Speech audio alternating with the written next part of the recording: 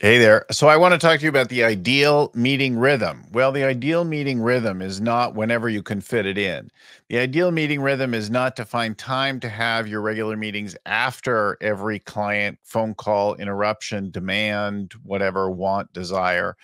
The ideal meeting rhythm is before everything else. And all the other business is actually around the meeting rhythm. And there are some typical things that work really well. So let's start. I like to start with the end in mind. So, first of all, the annual plan.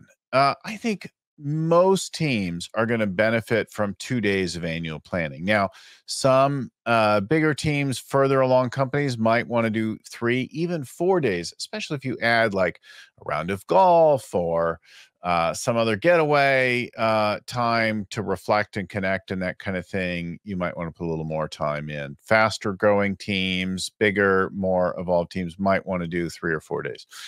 A lot of our teams, 2 days is enough. If you're very small and very early, 1 day is enough for your annual planning. So when does that occur?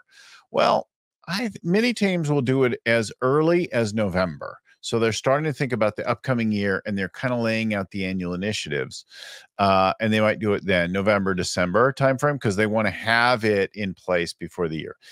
In some rare cases, we even get into October, September. They do it as part of the Q4 planning. So they finish the year and they think about the next year all at once. So your earliest side, you're going to do 1 or 2 day offsite in September, October, or you might do it November, December to be a little bit as a standalone thing by itself. The other one is you want to do it as early as possible in January. So right after people get done with their New Year's break, you get them together and you go off site. The challenge is there's a lot of like coming back in the office and getting back in. So you probably need a little bit of time to come back in the office, like January 3rd, 4th, 5th, somewhere in there. And then like the next week. So that second week in January is a really great time to get your annual plan done. But once you get it established, like we want to start the year with the annual plan, or we want to finish in the fourth quarter sometime with an annual plan for the upcoming year, whatever it is for you, then like keep that and put that in ahead of time every year for the next year and beyond in perpetuity. Have a regular pattern there that's what you do. So that's the annual. Then every quarter, you want to have anywhere from a half a day to a full day of quarterly planning. Our really fast growing teams might even do 2 days a quarter. Our fastest growing, biggest funded teams will do 2 day quarterly planning sessions and a 3 day annual. But most of you can get done with a day a quarter, and then some could even do it in a half day. But I would say most of the time you want to spend a day for most teams doing quarterly planning. So when does that occur? Well, in our world, most of those quarterly plans happen just before the end of the quarter or right in the first part of the quarter. So 3 weeks before and 2 weeks after the quarter is kind of the parameter.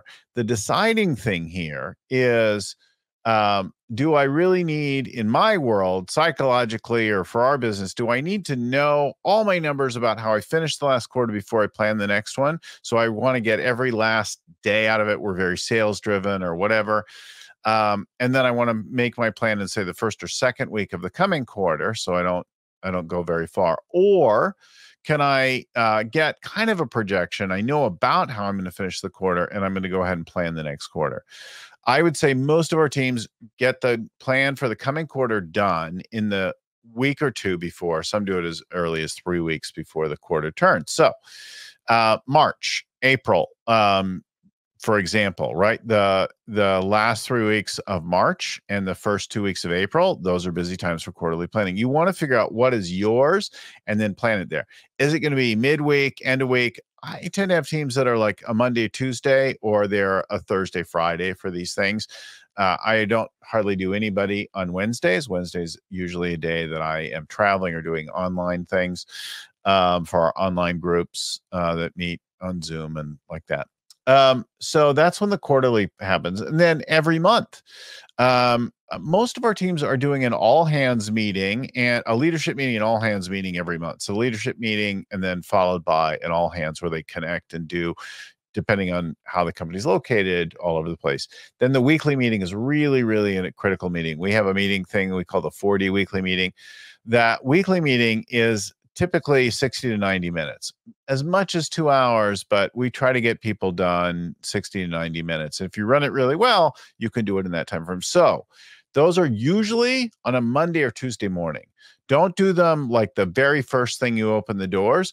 Do them after people kind of arrive in the office for a little bit, or even in the afternoon. So somewhere between mid-morning to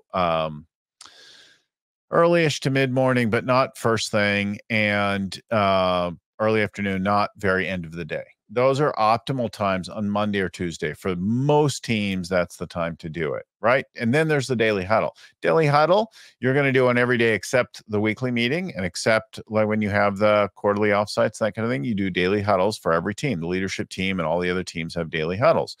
And this is a 15-minute, 10 to 20 minutes is your range. 15 is often typical. A stand-up meeting. Also, again, not very first thing in the morning. Have it somewhere mid-morning or even early afternoon, but mid-morning is the most common thing. Early to mid-morning, just not first thing.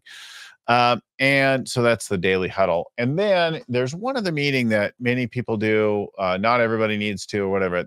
Those are one-on-ones. For your one-on-ones, we suggest that you do them not every week. So maybe, let's say you have 8 people that report to you. You want to do like 4 one week, 4 the next week. And so not try to have a one-on-one with everyone every week. It's a lot of touches to do that kind of deep dive. Sure, you're seeing them and talking to them at midweek, but looking over their things, if you do it every month, it's too few. If you miss one, you're really off, not enough touches. Every week is a lot. So every 2 weeks actually works out really well. And these are most often, for many teams, Friday afternoon or Thursday afternoon. Whatever the last day of your week is, that afternoon is often the best time to get them in, because it's when people kind of start to check out mentally or disengage. And the people they're talking to, their suppliers and customers, are also doing the same. So that's a great time to fill in with a standing meeting like that. If we do this, we can get everything down and done in a really compressed time frame. Hope that's helpful. We'll talk to you again soon.